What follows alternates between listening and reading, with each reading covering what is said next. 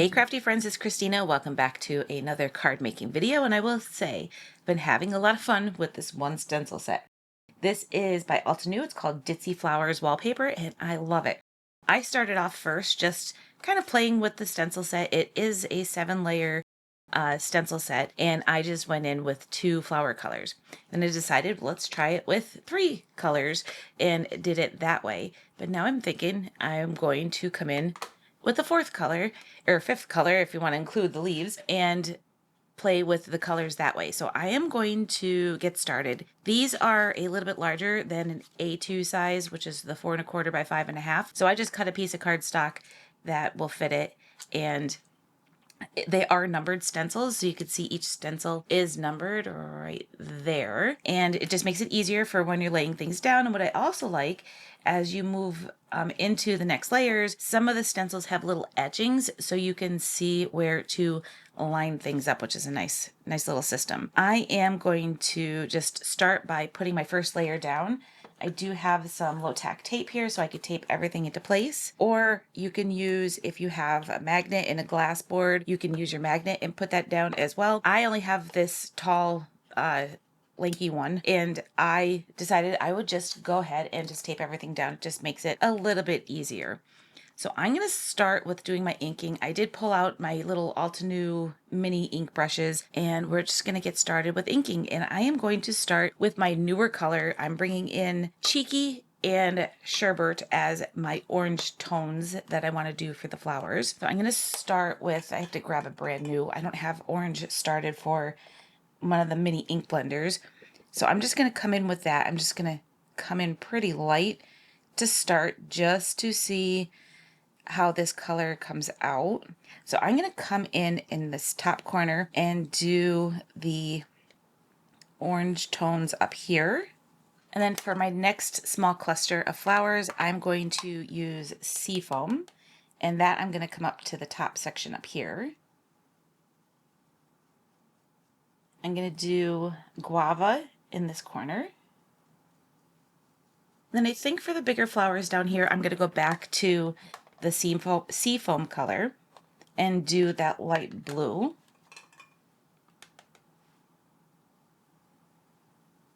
And then we can go ahead and remove this stencil.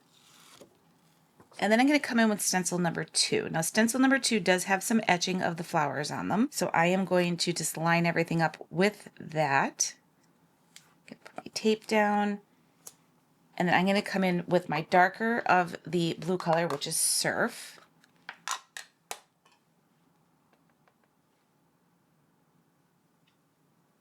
And then my darker shade of the orange, which is Sherbet. And then my pink, which is a Watermelon. And then for stencil number 3, I am lining the grids that are etched into the stencil with the flowers underneath, and then I can go ahead and start inking up these. And for the larger flowers up here, I'm going to do those again in the Guava color. And then we'll just come in with a nice little light coating. And then for my other 2 flowers, sets of flowers I have set over here, I'm going to come in with my yellow. So I'm going to start off with Butter.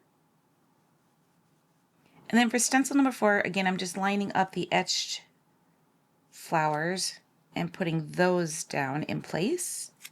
Just going to tape that down. And again, I'm going to start coming in with some of my darker colors for the centers of my pinker flowers. So I'm going to come in with Watermelon.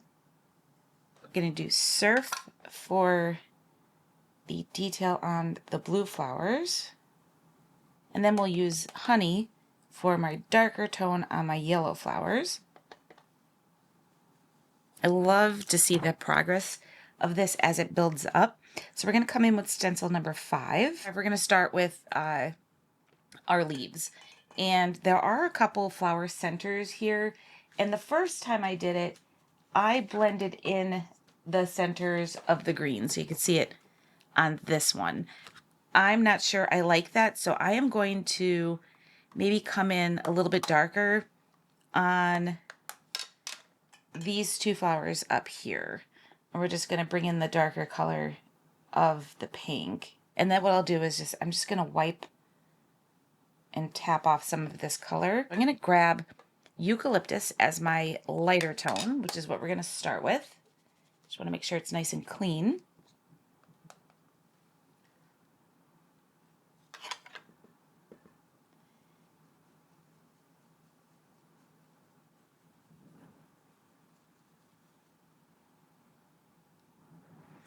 All right, so I think I have everything covered. So we're just going to peel back our tape here and reveal what our leaves are starting to look like. So I'm going to switch over to my next stencil. This is stencil number 6. We're going to line up the etch marks on the flowers, and we'll just tape this down. And then I'm going to come in with juniper, but I do have to be careful because, again, I do have some more areas that have our center for flowers. So I decided I'll come in with the juniper. Let's just get our cover on eucalyptus so we don't accidentally pick that one up. And then we'll start coming in with the darker color, but I'm going to avoid the centers of these flowers this time. And then for the flower centers, I'm going to come in with a thinner brush and Cozy, and I'm going to make that the center of my flowers. Oh yeah, I love that center much better. We're on to our last stencil, and I'm just lining up those etched pieces. I'm going to tape that into place. And then I'm going to come in again, once again, with the juniper, which is the darker color, and that is going to be our final layer for our leaves.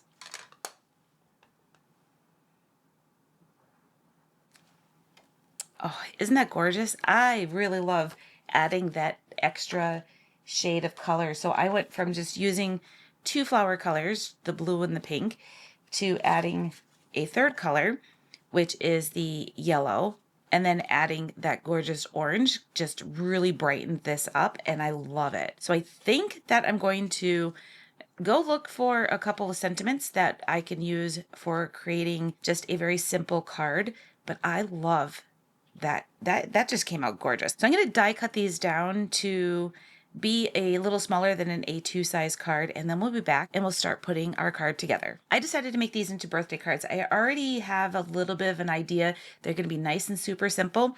I went to send a birthday card last week and realized I don't have as many birthday cards as I'd like in my stash, so I am going to make all 3 of these into birthday cards to help kind of replenish that. And I'm on this mission to make sure that I use the supplies that I've recently purchased and things that I've purchased in the past that are still sitting in my basket of things that have not been used. And one of them are these stamp sets. These are the Easy Strips Birthday along with the coordinating dies. So I'm going to stamp these out on some white cardstock and I am going to emboss. So I am going to grab some white cardstock, just put it into my MISTI here. I've been doing a lot of craft room organizing and I'm just forgetting where things are located here in my craft space because of changing things up a little bit. My anti-static powder is usually in the drawer right next to me, but every time I go to get it, I have to dig for it because other things are on top of it. So I put it in this little caddy I have here on my desk and I forget that it's there. So I'm just going to grab my Versamark ink. We'll get this stamp set onto our platform. And this is one big stamp set. So when I do this, I'm going to be able to have a whole bunch of birthday sentiments ready to go for future cards. So I'm just going to lay this down onto my cardstock and then we'll close our door and pick up our stamp. And then I'm just going to ink this up with some Versamark ink. Just going to grab this and give this a nice little run over with my press tool just to make sure I get some good coverage. And I think I might even ink this up a second time. Well, actually, no, that looks really good. I don't think I need to. Maybe I will. We're just going to ink this up a second time just to make sure that we have a good coverage of embossing powder.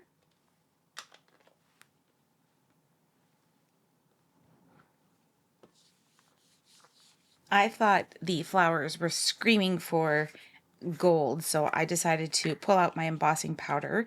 So I'm just going to use this gold embossing powder. And then I'm just going to heat set this with my heat tool. Look at that shine. Isn't that gorgeous? Love the gold. And I just thought the gold would look really pretty. I'm going to run this through my die cutter and cut these out using the coordinating dies.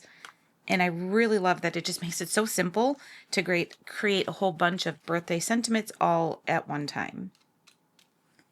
Look at all these great sentiments now. I went ahead and did all of my die cutting just to make it a little quicker, and I decided what sentiment strips I was going to use for each of the cards. I also die cut down my background panels, and super simple. I just used rectangle dies and just picked out which ones I thought would be best. I did not want to bore you watching me try to put things on straight, so I did go ahead and selected my sentiments and what sentiments I wanted to use on each of my panels and got these two adhered down. They are going to be my focal point for my cards, so we just need to make sure they're nice and straight. And because I'm not very good making things straight, I did those off camera just to make it a little less torturous for you. Let's get the backing. As I say that I'm trying to make things less torturous, watching me peel backing off is probably torture too. Come on. They're so thin, the pick, I can't get in there with the pick. I had way too much coffee today. So I'm just going to add a little strip of glue, and then we are going to put our sentiment down. Now I'm just going to set it in place, and then I'm going to come in with my ruler and use that to help me make sure it's nice and straight.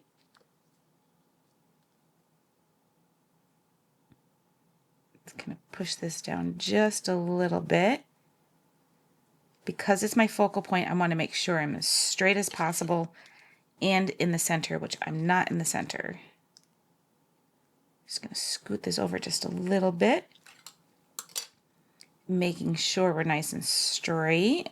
Looks pretty good. And then I'm going to add the Make-A-Wish right above that. And because that happy birthday is perfectly straight, I think I can eyeball it and get this on there. So that's why I like to use glue on my foam tape. It just makes it so much easier for getting everything nice and straight. If I should put it on crooked, once that foam tape sometimes sticks, you are kind of done. So the happy birthday, I will tell you, I did cut this down because it did come across the whole length and I just wanted it a little bit shorter. So I cut that down and there we go. That is that one. I decided that since this is my more bright colored one, I'm going to go with a nice dark black cardstock as my matte for it. And then for these two, since they're a little bit more muted, they're not as bright, I'm going to go with my brushed gold cardstock. So I have one cut that will fit this panel and one that will fit this panel. So I'm going to get these adhered down, and then we will put some foam on the back and then mount these onto our card bases and add our final touch. So I took two of my panels and mounted them onto some brushed gold cardstock and added my foam tape to the back. I'm just going to add some adhesive so that I can make sure everything is nice and straight, or some liquid glue rather. And I will tell you, I don't know where I got this foam tape from, but it is so stiff. I do not like working with it. I'm just trying to use it up and get it out of my stash because it is really stiff and I find it so hard to cut down and add to the back of my panels. It just really, I don't like it. For this one, I'm just using black cardstock, and then I have for all three of these a standard A2 size card, which is a 4 1/4 by 11 scored at 5.5 to make my top fold card. And I am just going to mount this one right to the front of that panel. Just want to make sure it's in the right spot and not too crooked.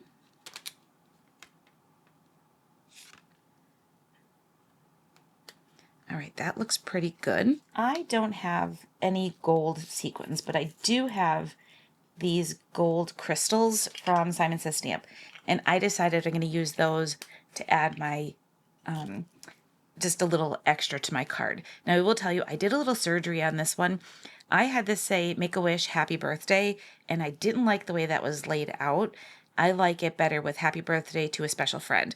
So I took my little Cricut spatula and just went underneath the two strips of sentiments and just used that to pry off the foam. Did it very slowly, very carefully, and I was able to then switch everything up. So that's why this one looks a little bit different. I am going to go ahead and add a little cluster of these gems to each one of the cards.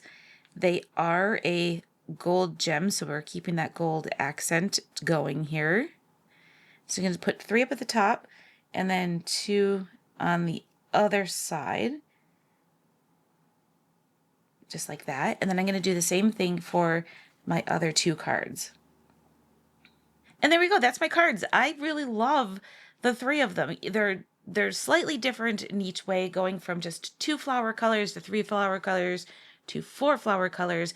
I love the brightness of this one with the black cardstock, and then kind of muting and toning down that with using the brush gold. And then, of course, getting some more birthday cards into my stash using the sentiment strips, the birthday sentiment strips, was just a great way to build up my stash.